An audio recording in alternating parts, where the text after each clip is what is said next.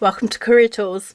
This week, the fourth part of our series on power, what it is, how to use it, how to get more.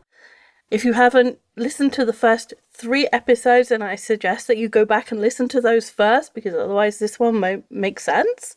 And again, this is a cast that we already released in the Manager Tools feed. We just think it's so important that we want to make sure everybody hears it. But if you've already listened to it on Manager Tools, then you won't miss anything by skipping this one and going to the next. And I'll let Mike and Mark explain the rest. Welcome to Manager Tools. The 3 types of power and 1 to rule them. Part 4. Here we go. This cast answers these questions. What are the 3 types of power in all organizations? What are the limits and uses of those powers? Which powers are easier or harder to attain? Well, if you want answers to these questions and more, keep listening. So let's now talk about relationship power. Yes. Clearly, we think this is where the best place for somebody to spend their time. So let's talk about it. Yeah. Relationship power is the ability to persuade other people to accomplish work based on their trust of you.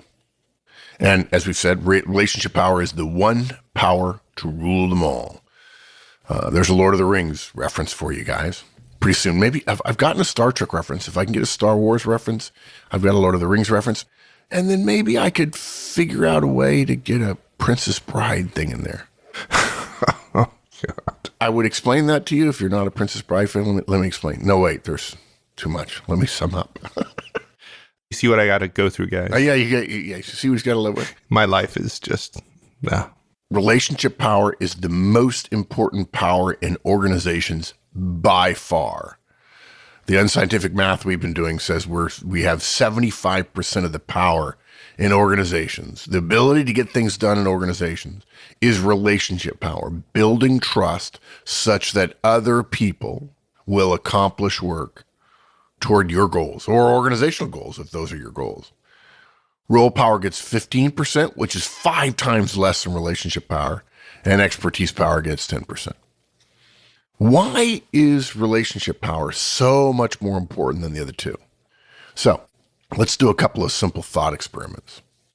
Suppose a manager uses nothing but role power. He's not liked. He's not, he's not appreciated. He's not uniquely smart in a way that other people talk about his gifts and expertise and so on. And as we've said, role power itself is surprisingly limited, right? Imagine further now that, again, your boss, you have no trust in him, nor he in you, okay? And obviously no expertise power. If that were the case, then he would only be able to use role power to have you accomplish tasks that you didn't necessarily see as being part of your role. One of the quotes I read recently, when it comes to asking somebody to do something, and the young person says, "Oh, you're asking me to do something. No, that's not my job." I think the quote, no, I may have written this quote coming out of my mention in Things I Think, where I was really pleased to see that accountants and marketers at UPS, the trucking service, the delivery service, were asked during the Christmas holidays to deliver packages. Now, some of them even delivered in their own car, in their own vehicle. And guys, part of the reason for that economically is, why staff up for a 2-week period when you can simply ask the people who are already there, who get your mission, who understand it, who don't cost any more money, to step up and go the extra mile? You wouldn't. You'd always ask people. And so a young person says to them, "Well, that's not what I do." And the senior person looks at them and says, "Yes, but it's what we do."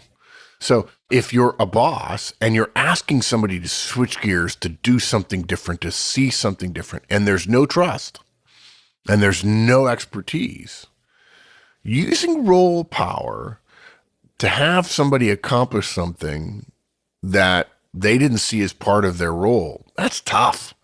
I mean, you can do it, but again, as I've said 100 times on the show, you're going to get compliance energy and not commitment energy.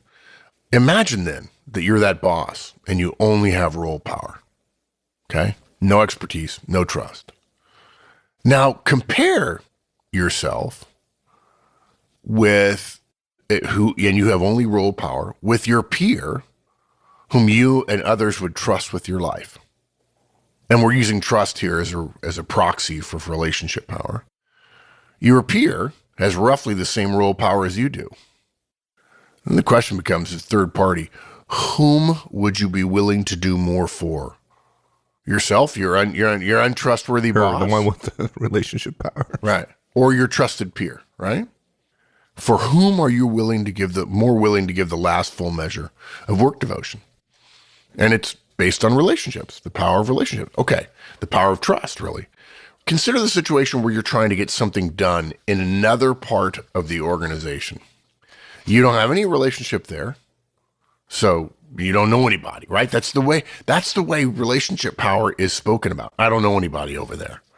I think I've told the story before of working in a very large company in a huge building that wasn't very tall, but was very long. And this one group in D, there's A, B, C, D, and E. This one group in D said to me, they were trying to get something done, and they say, "Hey, Mark, do you know anybody over in A?" I was consulting to them, helping them grow their managers. "Do you know anybody over in A?" I said, "Yeah, I know a lot of people." I mean, but why wouldn't you? "Oh, no, I never go over there." Yeah. Why not? Because it was like a mile away. I've been there. Yeah, it was. Yeah, it was a very, very long place. Yeah. So you don't know anybody and don't any relationships, no relationship power elsewhere in the organization. And you don't have time to build trust with someone who is your peer. Although, hopefully the moment you hear me say that, folks, you don't have time to build trust with someone, you quickly flip and go, wait, this is what favors are for in organizations. You can get away in some cases with not having a relationship with people, meaning you haven't had time to build up trust. However, one of the currencies of trust is the willingness to do things for one another. And so maybe you could do somebody a favor and then you could ask them to return the favor, assuming if they don't know you, don't trust you, and you don't have a lot of role power, that would send them a signal. Perhaps what you could do is do something significant to them and ask for something less significant from them. Now you're beginning to see it. Now suddenly favors matter. Anyway, sorry, side note, we'll have to do a cast on that at some point. You don't have any time to build trust. And let's say they report to someone who's roughly a peer of your boss. Okay, you ask your boss for some help. Of course, your boss, let's say, has no relationship power over in that part of the organization either. So she tries to use her role power. And she sends an email to your distant peer demanding that he do what you want him to do. And the tone of the email is clearly, you have to do this because I outrank you, right? Well, when your distant peer's boss calls your boss to complain, your boss says, "But I outrank him and we need this." The reply comes back, "Yeah, but you don't outrank me."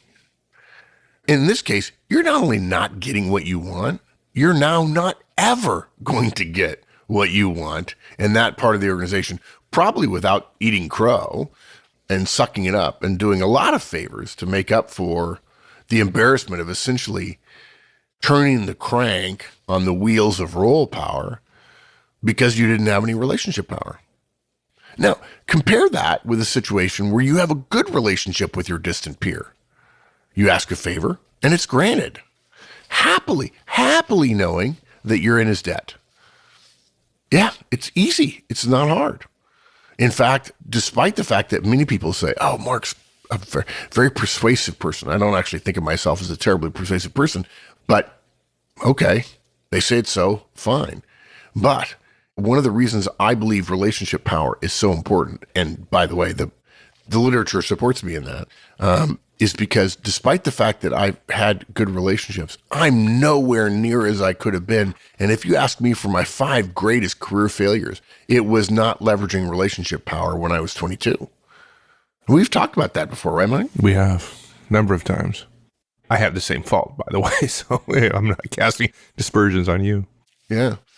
So guys, because relationship power is available to everyone all the time, relationship power is much more commonly used. That's why it's 75%.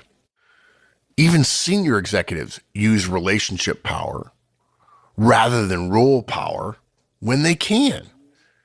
Think about it. If you're an individual contributor, if you want something from a peer, you can't mandate it. You can't show them the rules because the rules don't apply in detail. in minutia, down to every single role in the organization that says they have to do what you tell them to do. It's all because they like you and because they trust you. And those of you who don't, in your heart of hearts, in the dark night of your soul when it's 3 a.m., if you look in the mirror and you say, people don't like me at work, it's not a surprise then that they won't do stuff for you. You have less relationship power than you need, because in an individual contributor job, unless you've had a lot of experience or third-party validation of your expertise, all you've got is relationship power. Most people have heard the phrase, at least in the States, an ounce of honey beats a gallon of gall, gall being anger, frustration, force. If we're thinking about frequency of use of different types of power, think of the ratio of first-line managers and all their direct reports put together versus senior executives. The number of those two groups, managers and first-line and individual contributors, all totaled 1, and the number of senior executives. Even if senior executives were only using role power and the folks at the bottom were only using relationship power still wins that argument big time, 10 to 1, 100 to 1, 1,000 to 1.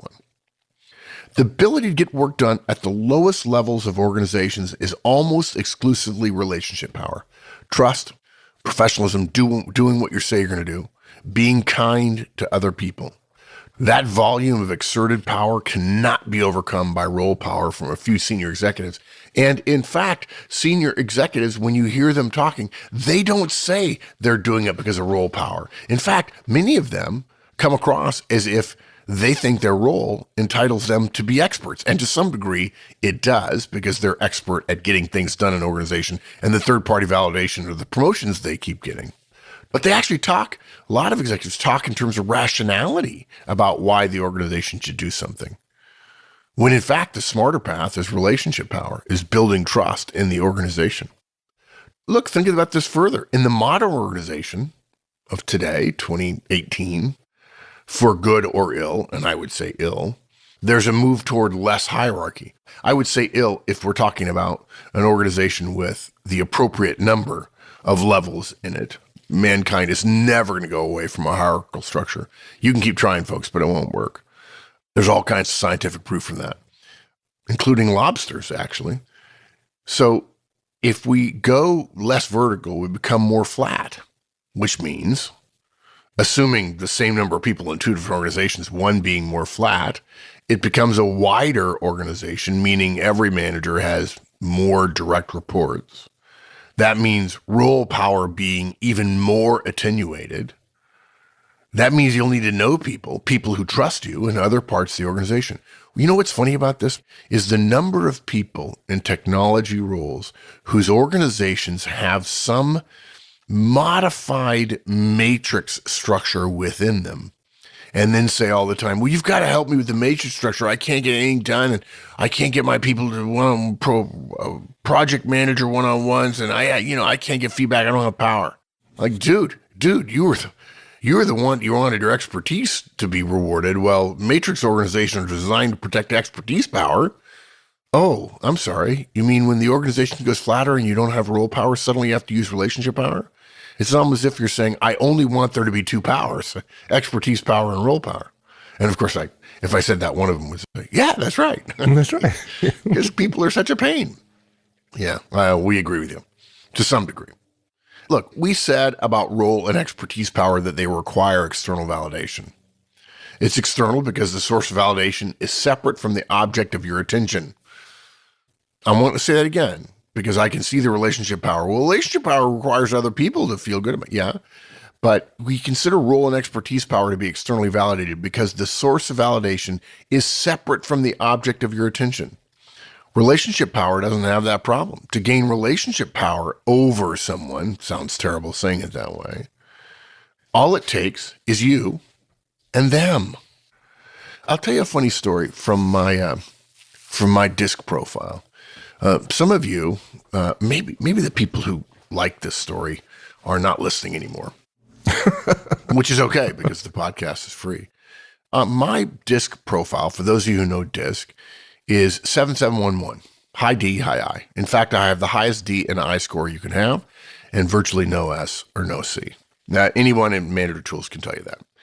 The pattern, the classical pattern, which, by the way, if you have the most modern version of DISC, I think it's called Everything DISC, you don't get this.